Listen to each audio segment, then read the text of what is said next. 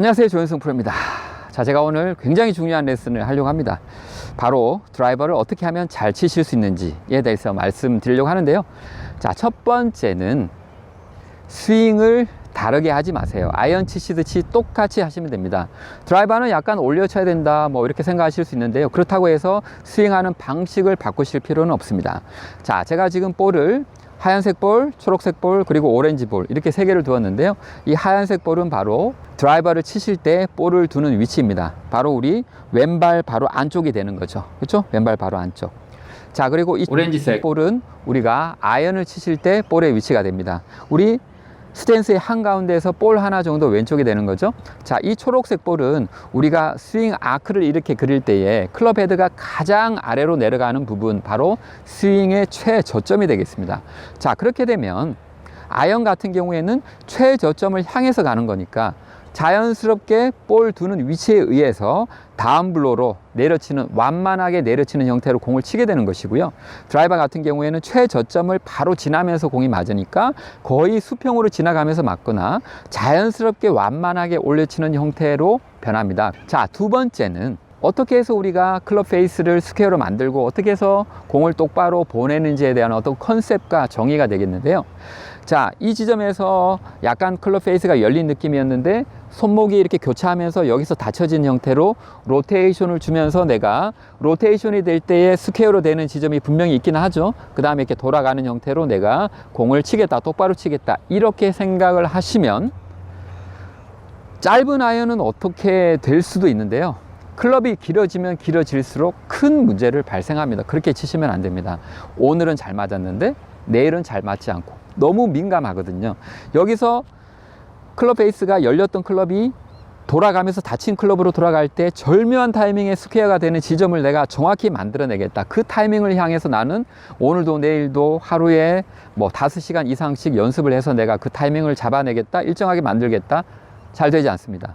자, 그럼 어떻게 하셔야 될까요?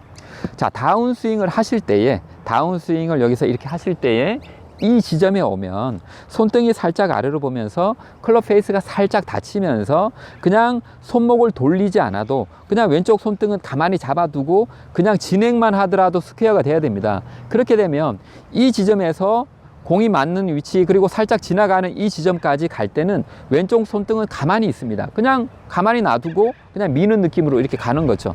그런데 여기서 우리가 허리가 돌기 때문에 팔이 허리에 의해서 돌아가는 것처럼 보이니까 로테이션이 된다라고도 얘기할 수 있지만 우리가 손목을 봤을 때는 돌아가는 것이 아닙니다.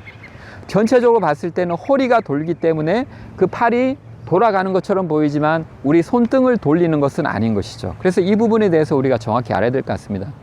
자, 그래서 이 지점에서 왼쪽 손등을 잡아두시고 돌리지 마세요. 이미 클럽 페이스가 살짝 닫힌 상황에서 내가 허리가 돌아갈 때 팔은 그냥 묻어서 형태를 바꾸지 않고 돌기만 해도 스퀘어로 이렇게 맞는 형태, 그리고 조금 더 진행해도 되고요. 여기서 돌아갈 때는 손목이 부드러우면 저절로 릴리스가 되기 때문에 일부러 또 돌리시거나 하실 필요가 없습니다. 그래서 임팩트 구간을 어떻게 지나는지에 대한 분명한 정의, 이 부분에 대해서는 제가 그 전에 만든 영상 임팩트 하는 방법을 좀 더 참고해 주시고요.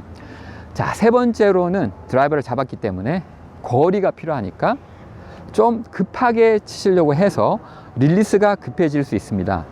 자, 아무래도 드라이버를 잡다 보니까 우리 백에 있는 클럽들 중에서 가장 멀리 가야 되는 어떤 체이기 때문에 이 드라이버를 잡는 순간 거리에 대해서 생각을 하게 되는 거죠. 자, 그렇게 되면은 다운스윙을 하실 때 나도 모르는 상태에서 스피드를 빨리 끌어올리게 되니까 이런 식으로, 그죠? 코킹을 한 것이 잡혀지는 게 아니라 다 풀려서 릴리스가 급해지는 거죠. 릴리스가 급하게 되면은 여기까지는 속도가 빠른 것처럼 보이나 여기서는 보시는 바와 같이 더 이상 이렇게 릴리스할 무언가가 남아있지 않으니까 속도가 가속이 안 되니까 결국에는 거리가 줄어들 수 있고요. 자, 그리고 급하게 내려오면서 클럽 페이스가 열려버리면은 슬라이스가 나게 되는 거고요. 또 급하게 이렇게 내려오면서 보시는 바와 같이 클럽이 길어지면서 땅을 향해서 돌진해서 뒷땅을 치실 수도 있는 거고요. 아니면 클럽이 너무 길어지니까 긴 클럽에 대한 어떤 부담감으로 내가 몸이 위축이 된다든지 아니면은 뭔가 이렇게 헤드업을 한다든지 또 다른 문제가 발생할 수 있습니다. 그래서 드라이버를 치실 때, 다운스윙을 하실 때 타이밍이, 릴리스하는 타이밍이 급해지지 않도록 우리가 많이 주의를 해야 되겠습니다.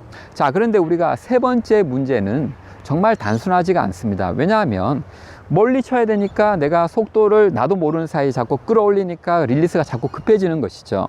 그것은 왜 그러냐 하면 우리가 바디 스윙을 통한 어떤 파괴력이라든지 그때 일어나는 레깅의 어떤 힘이라든지 그런 부분에 대해서 내가 확실히 알게 되면 굳이 팔을 쓰지 않아도 거리가 난다는 걸 알기 때문에 릴리스를 급하게 하지 않습니다. 하지만 내가 바디 스윙과 레깅에 대한 어떤 분명한 정의라든지 이해가 없으면 어떻게 합니까?